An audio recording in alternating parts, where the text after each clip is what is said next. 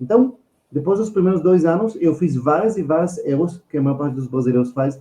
Só que, como eu vim de fora, eu percebi rápido que isso não é correto, isso não é a forma, não é assim que é a vida. E eu corrigi rapidinho. Então, depois dos primeiros 2 anos que eu fui à falência 2 vezes, 8 anos depois, eu já construí minha liberdade financeira aqui no Brasil. Então, o processo levou exatamente 10 anos. E eu fiquei muito bom com finanças. Muito bom com finanças comportamentais. Saber exatamente quais os erros que as pessoas fazem, o que tem que corrigir para mudar a educação financeira deles. Com certeza. E a gente está vivendo um momento que as pessoas estão buscando, né? Bem, isso que é legal. Não é mais uma coisa pacífica, é ativo da parte de todos, assim, buscar essa mudança, entender o porquê que alguns conseguem e outros não. E eu acho que isso vai fazer toda a diferença ao longo de mais alguns anos. A gente sabe que pela nossa cultura do Brasil a gente passa por isso, né? Tudo leva um pouco mais de tempo para acontecer. A burocracia também atrasa tudo isso, né? Sim. Mas, bem, você comenta muito também sobre uma base, né? Sobre os 6 pilares da liberdade financeira. Quais Sim. são esses 6 pilares, bem? Perfeito. Você pegou um ponto que eu já ia falar quando você começou a conversar, que as pessoas estão buscando. Só que, infelizmente, eu não sou tão otimista assim. Vou explicar por quê.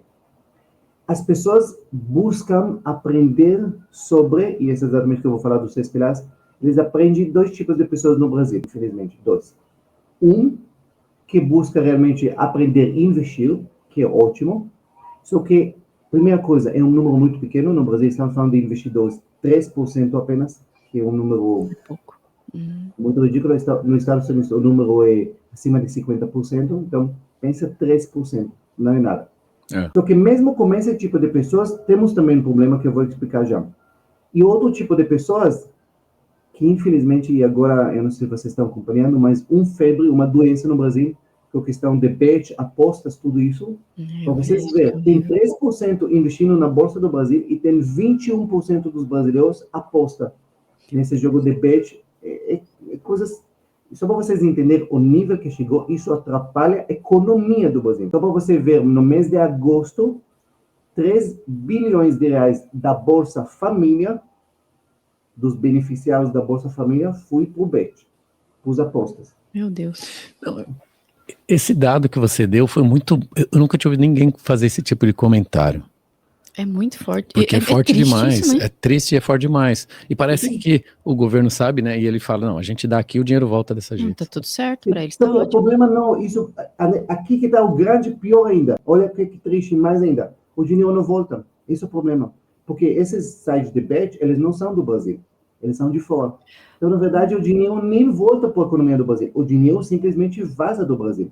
E isso está atrapalhando varejo, atrapalhando lazeres, shopping, tudo isso é dinheiro. Estamos falando de por volta de 20 bilhões por mês, em total, que os brasileiros apostam, e o dinheiro nem volta para a economia brasileira. É o dinheiro que vaza para fora, para paraísos fiscais e esses lugares. 20 bilhões que saem da economia.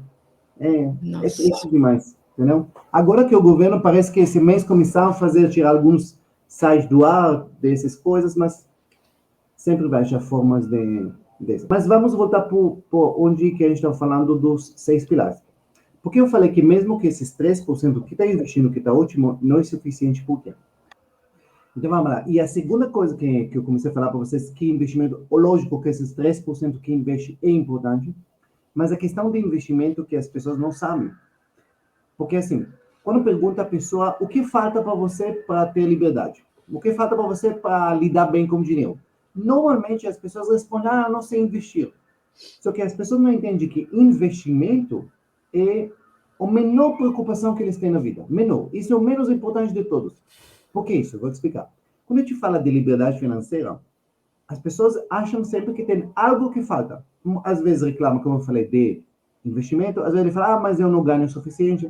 Às vezes a pessoa reclama das dívidas. Ele reclama da esposa, do marido, dos filhos que gasta muito. Então ele acha que isso é uma coisa pontual, algo que está faltando, que no momento que ele vai aprender a lidar com isso, ele vai resolver. Mas não é. A liberdade financeira, a única forma de construir liberdade financeira é quando você corrige os 6 pilares da liberdade financeira, corrige todos eles, você não pode falhar em um dos pilares, você tem que saber todos os pilares e na ordem certa. Porque se você vai errar na ordem, ou vai pular, ou não vai entender a importância de cada um deles, você nunca vai. Então, se a gente fala dos 6 pilares, pode falar eles resumidamente. Os 6 pilares são, primeiro, é a mentalidade, é o início de tudo, mentalidade.